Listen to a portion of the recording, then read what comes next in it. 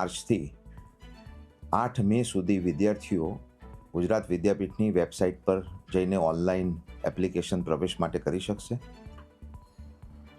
10મી મે રાજ્યના 28 કેન્દ્રો ઉપર પ્રવેશ પરીક્ષા ગીતા લેવામાં આવશે. રાજ્ય બહારના વિદ્યાર્થીઓ માટે પણ ગુજરાત વિદ્યાપીઠે એક વિશેષ આયોજન કર્યું છે.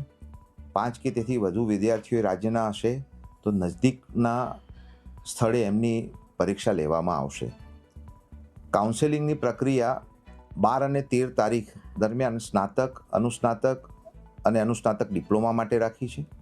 પીએચડીની પ્રવેશની કાર્યવાહી જીડીપીઆઈ પણ 14મી મેના રોજ રાખી છે.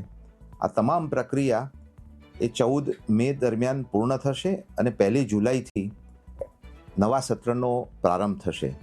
ગુજરાત વિદ્યાપીઠના 48 કોર્સ માટે કુલ 1246 બેઠક માટે આ પ્રવેશ પ્રક્રિયા હાથ ધરવામાં આવી રહી છે.